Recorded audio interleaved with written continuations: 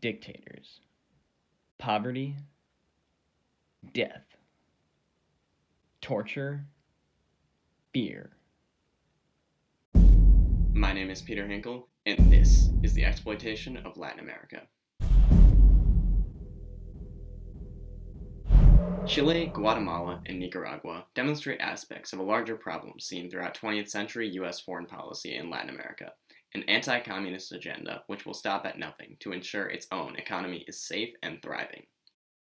Just 4 years after the founding of the Central Intelligence Agency, the United States capitalist mission really began. In 1951, in Guatemala, President Jacobo Arbenz came to power democratically. He was to be a ruler for the people who cared about their interests.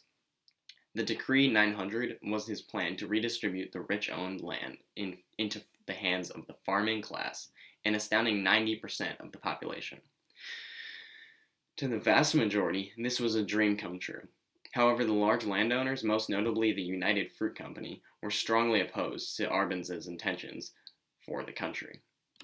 United Fruit's sales in Europe and the United States made them a powerful figure in Latin America, where they grew their bananas. So with the help of the CIA under the Eisenhower administration, they ran an intense anti-communist campaign which led to the military coup to overthrow President Arbenz. Replacing Arbenz in the US-backed military dictatorship was Colonel Carlos Castillo Armas, who the CIA claimed to be the liberator of the Guatemalans. Armas was responsible for the deaths or disappearances of 250,000 Guatemalans. The strength of the United Fruit Company, as a result of the extremely poor conditions for the people of Guatemala, was beneficial to the U.S. because it would ensure low prices on these imports for American and European businesses and consumers. Disguised by a fervent pro-democracy agenda, the United States put their economic interests before the livelihood of hundreds of thousands of Guatemalans. Unfortunately, that was just the beginning, for this exploitation continued to manifest in the case of Chile. In 1970, President Salvador Allende brought forth a socialist agenda he hoped would bring economic equality to his people. Unfortunately, his administration was instead faced with severe animosity, both domestically and abroad. The United States CIA had a strong presence in Chile, and in 1973 a CIA-backed military coup led by General Augusto Pinochet overthrew President Allende. The new Pinochet administration was instrumental in creating a strict neoliberal economy with the help of the American-made Chicago Boys. This team of Chilean young men studied economics with Milton Friedman himself at the University of Chicago, and together they formulated El Ladrillo, the key economic plan for Chile, which would be implemented under the military junta that was running the Chilean government.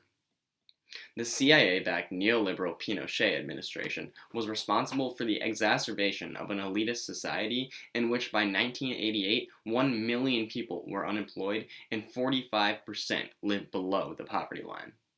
These actions may seem extreme, but for the US, these were the necessary steps to be taken in order to ensure a world where American economic interests come before all else. The CIA intervention in Latin America was becoming commonplace, but was far from over. The CIA's legacy continued in Latin America in its involvement with Nicaragua. In 1979, the Sandinista National Liberation Front overthrew the long-lasting Somoza dictatorship that had ruled the country. Not even 2 years into the Sandinista government, the United States began its regularly scheduled fight against freedom. Neighboring Honduras, already under heavy control by the U.S. through the power of large corporations, became home base for the U.S.-funded Contra paramilitary forces under the direction of General Alvarez Martinez. Their goal was to prevent the socialist Sandinista government of Nicaragua from continuing any further. To accomplish this goal, the Contra death squads carried out missions to silence communists in Nicaragua. The most notorious of these death squads, the Battalion 316, was trained by the CIA in interrogation, surveillance, and eliminating their traitors. In all, they killed 184 people and kidnapped and tortured many more. When these clear human rights violations began to surface, they became a hot topic for those working in the Reagan administration, with different people offering contrasting responses to the events. Whereas the State Department was straight, saying that there were a number of sanctioned political assassinations, Ambassador to Honduras John Negroponte claimed that the United States had had no such Contra death squads in Honduras to begin with. This inconsistency among the State Department shines light on the U.S. officials' uncertainty with regard to the ethics of these actions. The United States and its Central Intelligence Agency have shown time and again that its primary goal is the preservation of capitalism, which has been conveniently disguised as efforts to save democracy. In cases of Chile, Guatemala, and Nicaragua, a democratic government had been the very system overthrown by the supposed pro-democracy American forces. In addition to an interest in the expansion of democracy, these Latin American countries all adopted a socialist agenda prior to their respective United States infiltrations in order to protect the large populations of the working class citizens there. This would hurt U.S. economic interests if continued, so the U.S. had reason to get involved.